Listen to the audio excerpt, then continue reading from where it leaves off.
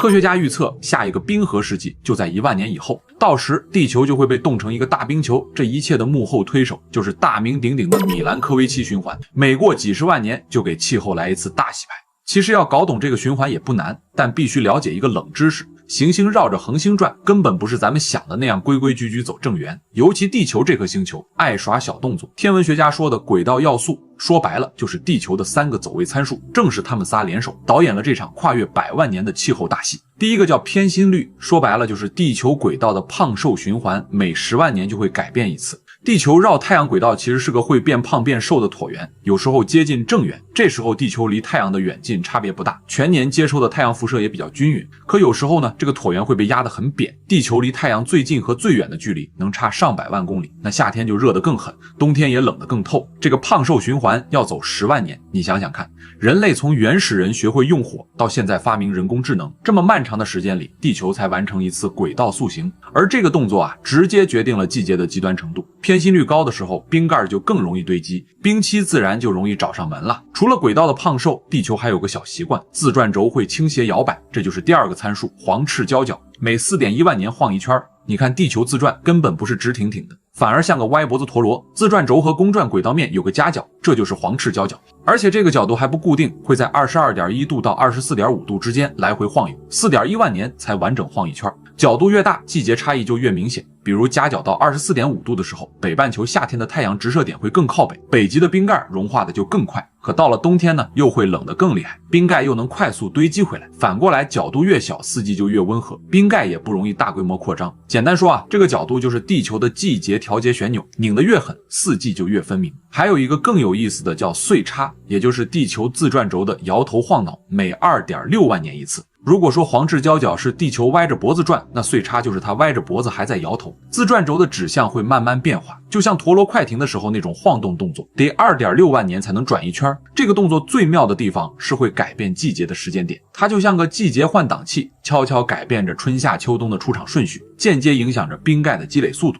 这3个动作可不是各自为政哦，它们是叠加在一起发挥作用的。10万年的胖瘦加 4.1 万年的倾斜加 2.6 万年的摇头，凑在一起形成了复杂的气候节拍。冰期和间冰期就是在这个节拍下交替出现的。过去80万年里，地球已经经历了8次冰期，每次冰期结束都是这3个动作默契配合的结果。科学家早就发现冰期不是随机发生的，而是有固定周期。但直到上世纪20年代，塞尔维亚科学家米兰科维奇才算出了真相，原来是地球的轨道变化改变了太阳辐射在不同纬度、不同季节的分布，进而触发了冰期。不过他的理论一开始没人信，谁会觉得地球绕太阳的这点小动作能影响几百万年的气候呢？但后来啊，科学家在南极和格陵兰的冰芯里找到了铁证，冰芯里的氧同位素记录清晰地对应着米兰科维奇循环的周期。比如冰芯里的冷期正好对应偏心率高、黄赤交角小，而且北半球冬天地球离太阳最远的时期，这时候北极冰盖没法融化，只能越积越厚，慢慢蔓延到中纬度，冰期就这么来了。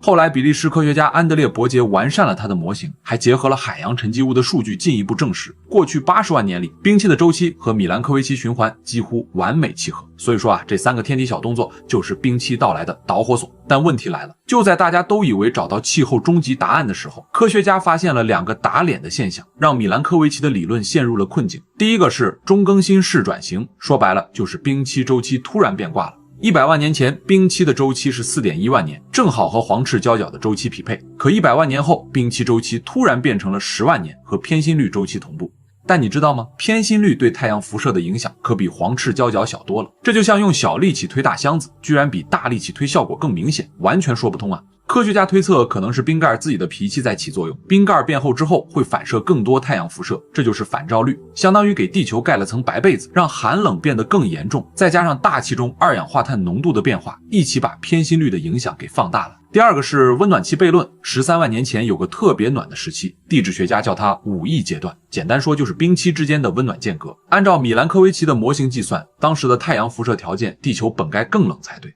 可地质证据显示，那段时间全球气温比现在还高1到2摄氏度，海平面也比现在高6到9米，是过去50万年里最暖的温暖期之一。这说明啊，除了轨道变化，还有其他因素在搅局，可能是海洋环流变了，也可能是植被覆盖不一样了，甚至是甲烷等温室气体突然增加了。这些因素和米兰科维奇循环叠加在一起，让气候变得比模型预测的复杂多了。而且你知道吗？米兰科维奇循环可不是地球的专属技能，整个太阳系的行星都在受这个规律影响。毕竟只要有轨道、有自转轴，就会有这些小动作。火星就是最典型的例子，它的黄赤交角变化比地球疯狂多了。地球顶多在22度到24度之间晃，火星直接从10度晃到60度，几百万年一个轮回。这就导致火星的极地冰盖一会儿缩到极点，一会儿扩展到中纬度，甚至把表面的水冰重新分配。NASA 的火星探测器在极地发现的分层沉积物，就是这些循环留下的指纹。而土星、海王星这样的巨行星，虽然离太阳远，轨道变化对温度的影响不大，但它们的小动作会影响其他东西，比如土星的自转轴倾斜和轨道偏心率变化，可能会改变它的光环结构，光环里的冰块和岩石会因为引力变化而重新排列。海王星的岁差周期特别长，科学家发现它的大气风暴可能和这个周期有关，某些时期风暴会变得更频繁、更猛烈。话说回来，最后一个问题你肯定也想问，既然米兰科维奇循环一直在起作用，那现在的全球变暖是不是也是它的锅？答案是关系不大。